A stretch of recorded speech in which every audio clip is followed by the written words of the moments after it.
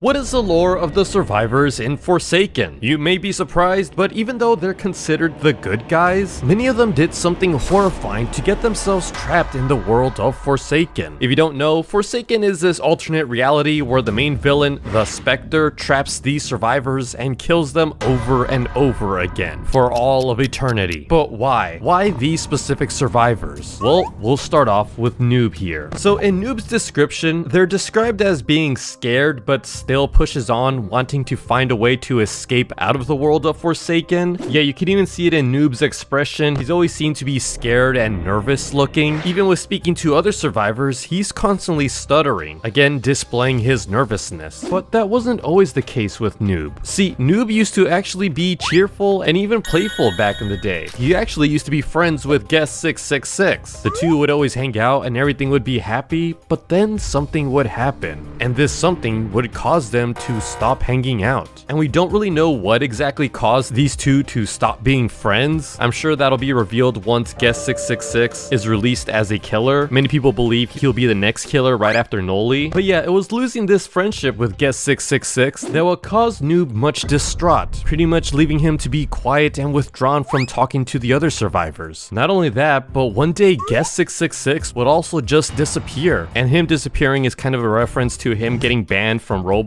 Yeah, it was actually Builderman that would ban Guest 666, but Guest 666 is unaware of this, so most of his hatred is going to be towards Noob, because he actually thinks that Noob did something really bad. And we also know this because in the lobby, if you go to the box right here, there's actually a letter that's written by Noob. Yeah, so this is Noob here saying, "Hey Sixer," aka Guest 666, "it's Noob." And then unfortunately, a lot of the letter is censored right now, but you do see words like how he regrets so many things, and there could have been many things that would have prevented what happened that day. Again, we don't really know what happened, but it does seem like Noob is in the wrong, and looking at the model of Guest 666, he doesn't look like he's gonna forgive Noob right away. Yet the rest of the letter ends with, "You feel as if more of the censored text will reveal itself later." So yeah, it looks like in the future, we're gonna see exactly what happened between the two. Builderman. So Builderman is known as the big boss of Roblox HQ, and as a promise with Shadletsky, the both of them are going to do everything they can to help everyone. Now, not much is known about Builderman at the moment. Again, we do know that he is responsible for banning Guest 666, but again, he's unaware about this. But I'm pretty sure once Guest 666 is in the game, he's gonna find out the truth. Yet, something to note about all these survivors is that in some way, shape, or form, they've all done something wrong to the killers. Like next up, we have Shadletsky. So to state the obvious, he's friends with Builderman. Again, they both made a promise to help everyone else in Forsaken, but Shadletsky actually holds an extremely dark secret, something that the other survivors don't even know about him. See, the secret that Shadletsky does not tell any other survivors is that he is the actual creator of 1x1x1x1, the other killer in Forsaken. Yeah, if you ever read Shadletsky's information here, the first thing that's read is Blame John, his first name. And if you read 1x1x1x1's bio, it reads the physical manifestation of pure malice, hatred, and negativity himself, the one who despises no one else more than the former admin Shadletsky. And even in his abilities, Mass Infection, it says right there again, Blame John. Yeah, this is a reference to a forum post from a long time ago that talked about the whole 1x1x1x1 myth, and it says here, he mentions the evil 1x1x1x1, so that's where the name comes from, Blame John. This is a real post from an actual Roblox admin, which yeah, John is the whole creator of this myth, but in the world of Forsaken, 1x1 is literally the embodiment of hatred. Like when Shadletsky is the only survivor left in a round, and the killer is 1x1x1x1, the song will change to the creation of hatred. And yeah, 1x1 wants nothing but to kill Shadletsky, and this is a secret that he won't tell the other survivors. See, Shadletsky is actually afraid of telling the others that he personally knows 1x1. He doesn't want to tell the others because he thinks that the other survivors will no longer trust them. He's also the only survivor to call Desikar by his real name, Matt, since he knows him personally. Yeah, Desikar in real life was also a Roblox employee, same with Shadletsky. But yeah, as for Shadletsky's sin, if it wasn't obvious, he's the creator of the killer 1x1x1x1. Elliot. So Elliot's bio describes him as the best employee at Builder Brothers Pizza, and now in the world of Forsaken, he wants to help in any way he can. And yeah, pretty much all of his abilities are support items. Another known thing about Elliot is that he's always been Employee of the Month at his job, as he would often have to work every job in the pizzeria due to being understaffed, but he never actually minded. Yet Elliot is often seen as always putting others over himself. Like literally, even his health bar is at 80, while many of the other survivors are typically at 100. But now, as for Elliot's past, we know that he's worked at the pizzeria for quite a while, and we also know that he had to suffer through the havoc of Cool Kid hacking work at a pizza place. We know this because when Cool Kid kills Elliot in Forsaken, he says,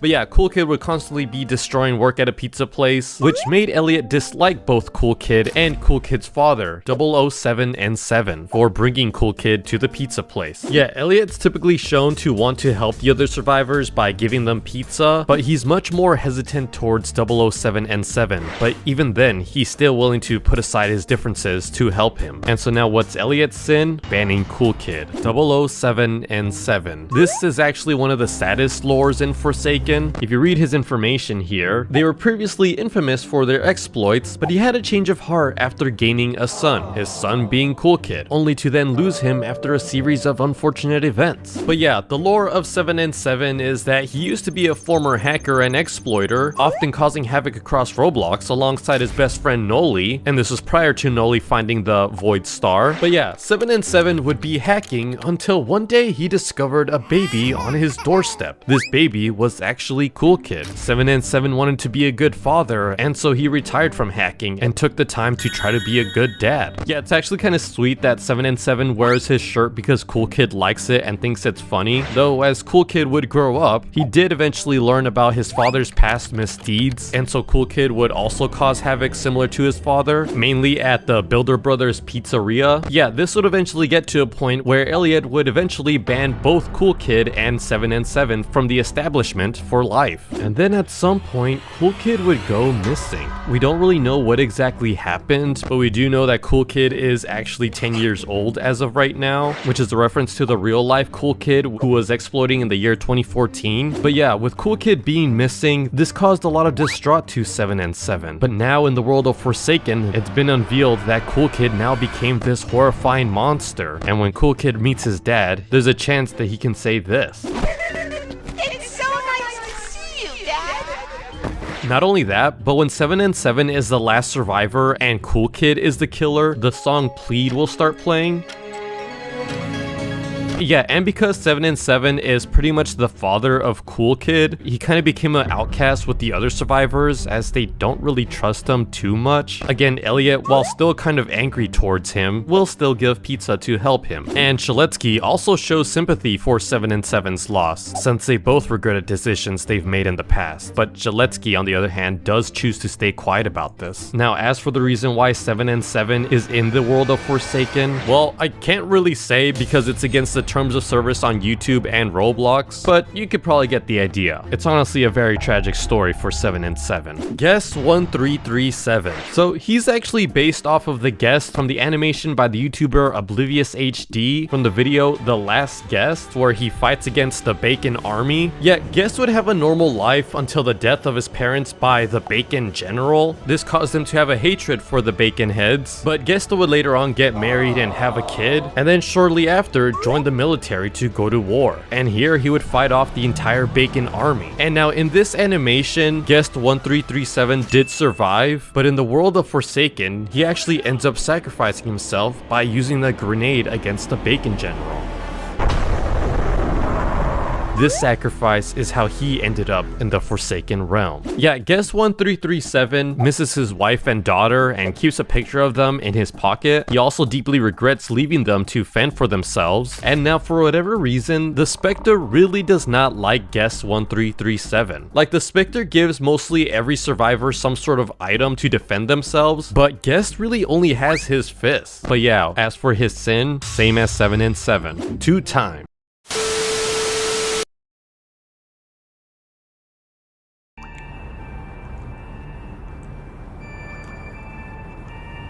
They say that we malfunction. What in the robo Satan are you? A new model? Fancy. Listen, I'm just gonna head over this way, if that's alright with you.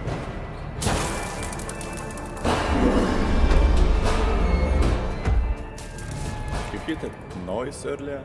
Sounded like something big moving. Could be another pipe bursting. This place is falling apart. Yeah, well, if something does jump out, you're going first. You're kidding? I'm hiding behind you so fast you think I teleported. Come on! Don't glitch on me now!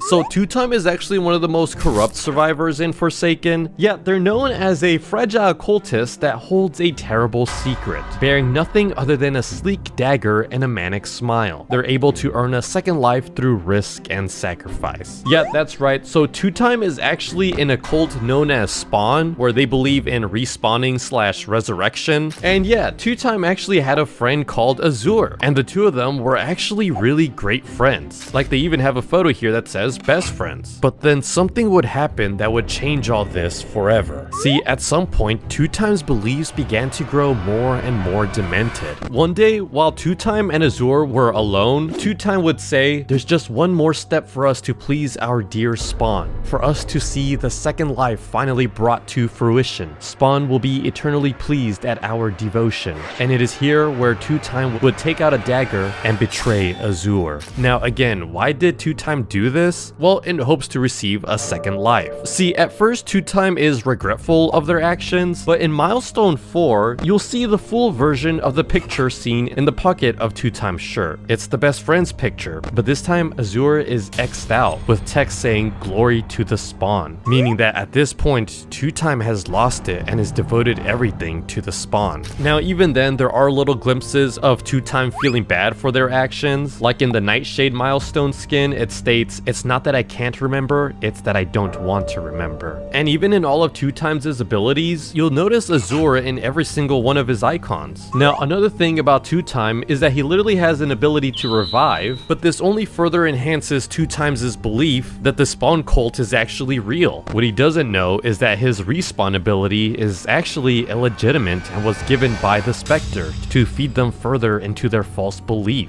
Yeah, Two-Time is just completely unaware of their second life being illegitimate. He still strongly believes in the cult, as he's often telling others about it. And what's also creepy is that after he respawns, he actually keeps a smile and doesn't frown until he finally dies. And now as for Azure, he more than likely will be a future killer, as he probably has a lot of hatred towards Two-Time. Now what is Two-Time's sin? Betraying his best friend. But another magic user in the survivors group is Dusakar. So not much is known about Dusakar aside from his real name being Matt Desek because of Shaletsky. He is often seen rhyming a lot and can be somewhat competitive with Cerulean, an upcoming survivor to Forsaken. As for his sin, we don't really know yet. Toph.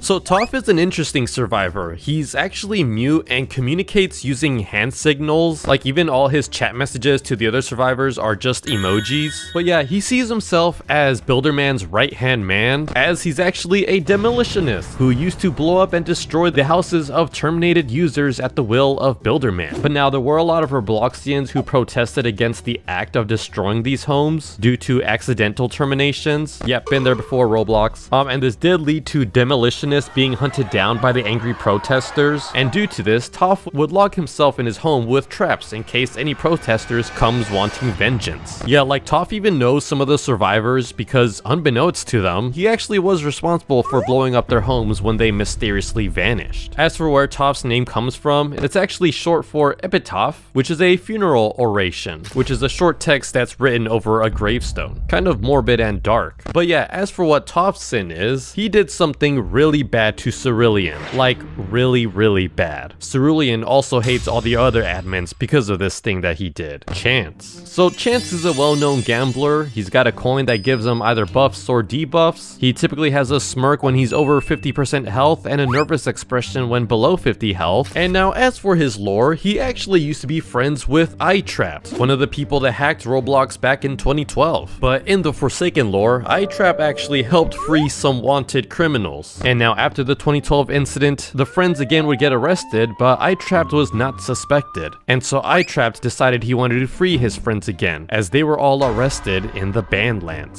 So he met Chance, as Chance's family is rumored to hold the key to the Bandlands. And now Chance, thinking that iTrap actually cared for his friendship, would become close with iTrapped, despite iTrapped only seeing him as a pawn. See, iTrap would try to kill Chance through many death games. And now why would Chance play these games? Well, again, he likes gambling. And now due to Chance's luck, he would always come out of these games alive. But one day after Chance won one of these death games, still thinking that iTrapped was his close friend, Chance was about to boast about winning when suddenly iTrapped stopped him. The two would disappear that night. Chance would then find himself in the world of Forsaken, with the last memory seeing of iTrapped's hand becoming corrupt. So iTrap himself might be another killer in the future. As for Chance's sin, well, it was the death games. So yeah, all these survivors have all committed some sort of sin to get themselves sent into Forsaken. A lot of them often having to anger the killers in this game. Yeah, I didn't really talk much about the lore of the killers themselves, so if you want another video on that, let me know in the comments down below. Don't forget to subscribe. Goodbye!